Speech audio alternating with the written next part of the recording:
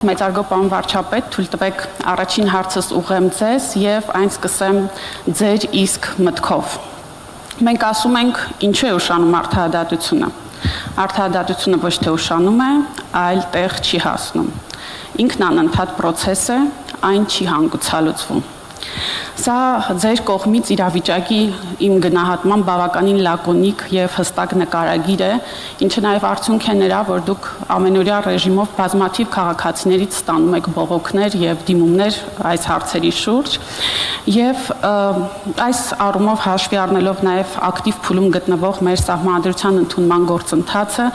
կխնդրեմ անդրադառնալ ձեր տեսլականին այս առումով, մասնավորապես ինչը կարող է օգնել մեզ առնվազն նվազեցնել Հայաստանի Հանրապետության արդարադատության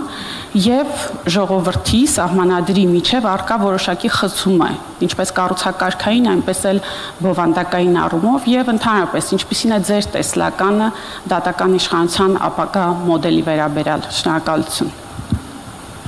Շնորհակալ եմ շատ այս հնարավորության համար։ Մեծարգո պարոն նախագահ, Սահմանադրական դատարանի արգելի նախագահ, օրենսդիր գործադիր դատական իշխանության հարգելի ներկայացուցիչներ, ողջունում եմ բոլորիդ։ Ընդհանրապես ես կարծում եմ, որ արդարադատության եւ այլ ոլորտների հարցերի առնչվելիս մենք ավելի ու ավելի պետք է խորանանք եւ հասնենք հայեցակարգային հիմքերին հարցի, որովհետեւ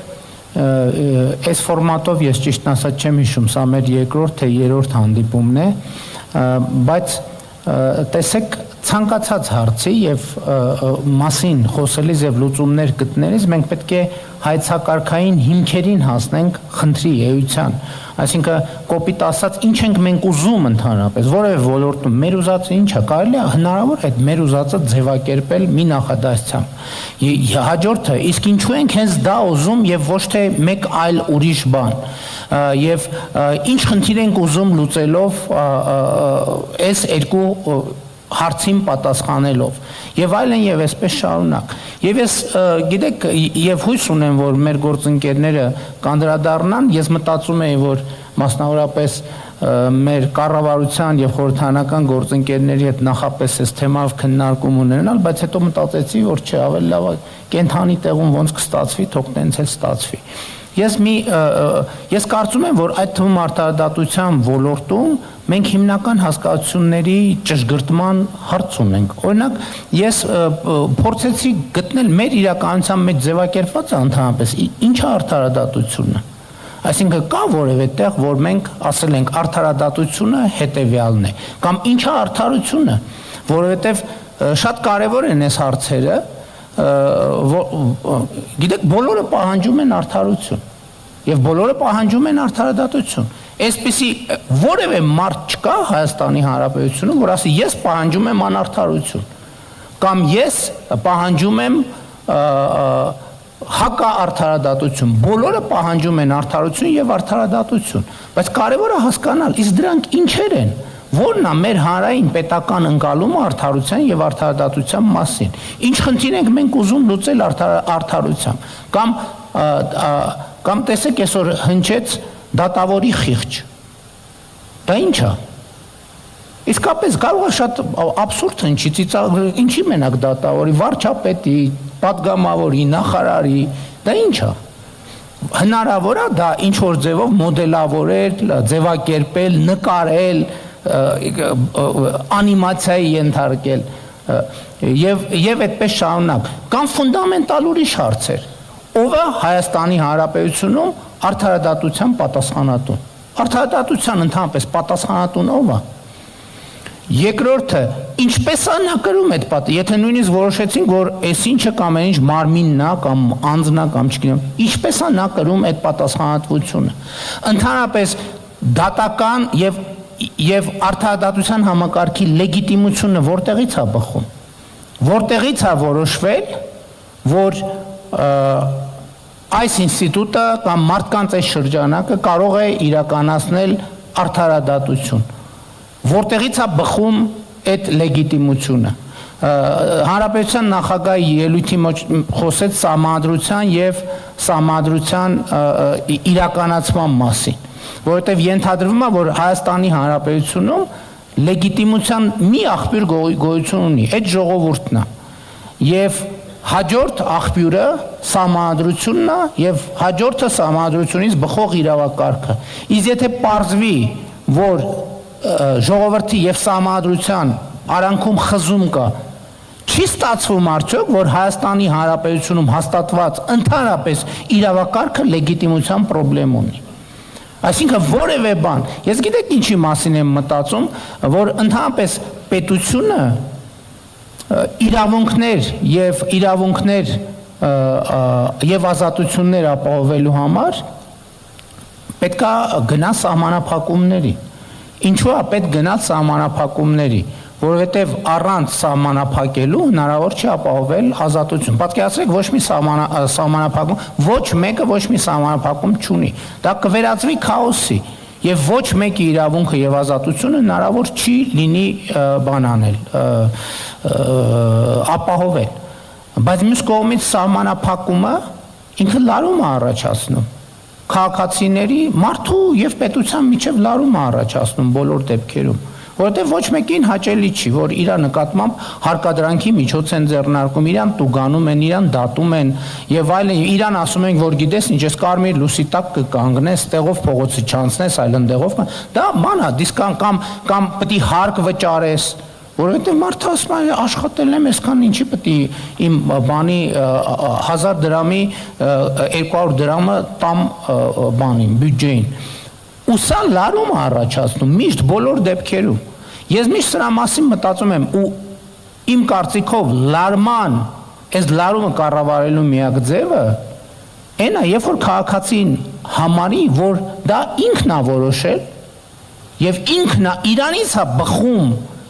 այդ իրավիճակը, որ գիտես ինչ, մենք պայմանավորվել ենք մի քաղաքացի եւ քաղաքացիների ամբողջությունը, որ մենք պայմանավորվել ենք, որ այս կանոններով մենք ապրում ենք, հետեւաբար այդ կանոնների մեջ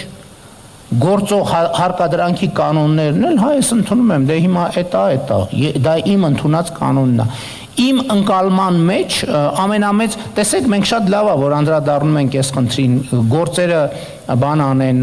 արագ լուծում ստանան եւ այլն, որը հիմա մենք արդեն ունենք որոշակի պատկերացում, թե դա ոնց պետք է անենք եւ արդեն Բարձրագույն դատական խորհրդի նախագահի ցույց տված օրինակ քաղաքացիական դատարանի հետ կապված շատ տպավորիչ էր, որ ու անսպասելի ճիշտն ասած, բայց մենք մի X պահի պետք է բովանդակությանն էլ անդրադառնանք, որովհետեւ այդ թվերը բովանդակությանը չեն անդրադառնում։ Մարդու համար ինչ տարբերություն այն որոշումը, որ ինքը համարում է, որ այդ որոշումը լեգիտիմ չի, մի ամսում են կայացրել, թե 6 տարում, բացարձակապես տարբերություն չկա, որովհետև եթե նույնիսկ մի 15 օրում կայացնեն կամ մի ամսում, մարդու զգացողությունը դրանից չի փոխվելու, եթե ինքը իրան ներսում չասի, որ գիտես ինչ, հա, սա իմ պետության, իմ հաստատած իրավակարգի, իմ դեմ կայացրած որոշումն է, եւ հետեւաբար սա իմ կայացրած որոշումն է իմ դեմ, որովհետև ես ինքս ինձ սահմանափակում եմ, որովհետև եթե մենք ամեն մեկս մեզ չսահմանափակի, երկրում քաոս կսկսվի եւ պետությունը ընդհանրապես կվերանա։ Եվ ֆունդամենտալ այս հարցերը կա եւ մեր իրականության մեջ եթե սխալվում եմ, խնդրում եմ ուղղեն, այս հարցերի պատասխան չկա եւ անդրադարձ չկա։ Ընդ որում ես դա էլ եմ հասկանում, որովհետեւ մեզ թվացել է, որ աշխատավարձի հարցը լուծենք, հարցերը կլուծվի։ Որովհետև այն պահին, երբ որ աշխատավարձի հարցը լուծվել, պիտի լուծվեր, մտածում ենք, որ այդ է խնդրեմը, բայց այդ լուծում ես տենում ես, հա, ինչ որ մի խնդիր լուծվեց, բայց ուրիշ խնդիրի հայտ եկավ, ժամկետի հարցը լուծենք, հարցը կլուծվի, այն մյուս հարցը լուծենք, հարցը կլուծվի, բայց տեն չի, նմանատիպ նոր հարցեր են գալիս եւ այդ նոր հարցերին անդրադառնալու ֆունդամենտալ անհրաժեշտություն կա։ Իմ առաջարկը ընդհանուր առմամբ հետեւյալն է. ժողովրդի եւ իրավակարգի օրգանական կապը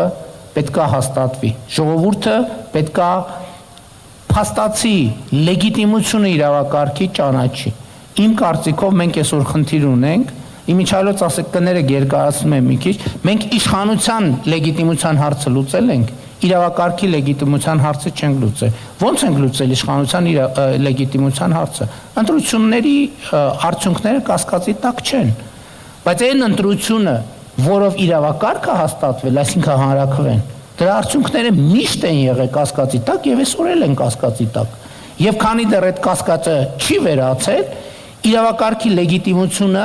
բանի նման, վիրուսի նման մեզ քայքայելու է։ Մենք տենց էլ չենք հասնելու ոչ արդարության, ոչ արդարադատության, որովհետև դա ի վերջո առաջին հերթին զգացողություն է։ Մեկը ինչ ուզում եք արեք, դա առաջին հերթին զգացողություն է։ Մարդը, քաղաքացին, մենք բոլորս պիտի ունենանք այդ զգացողությունը։ Իսկ մենք չունենք այդ զգացողությունը, ես չգիտեմ, եթե ներկաները ունեն բոլոր այդ զգացողությունը, բայց ես համոզված եմ, որ Հայաստանում մեծամասնությունը, ընդ որում սովորաբար տենց է, իշխանությունն ասում է, չէ, մեր երկիրը ամենաարդար երկիրն է, հանրությունն ասում է, չէ, տենց չի, այս դեպքն է, որ ես օրինակ չունեմ արդարադատության եւ արդարության զգացում, որ մենք կարողացել ենք Հայաստանում դա հասնել։ Եվ ես իմ գոնե այս փուլի եզրակացությունը, որը քննարկման արդյունքում կարող է եւ փոխվի, այնա որ մենք լեգիտիմության խնդիր ունենք, մենք ընդհանուր առմամբ իրավակարգի լեգիտիմության խնդիր ունենք։ Այն կարմիր լույսը, որ վառում է մեր փողոցներում, այդ կարմիր լույսը իր լեգիտիմության խնդիր ունի, որովհետեւ պարզ չի սկով է որոշել, որ այդ կարմիր լույսը հենց տենց պետք է վառի։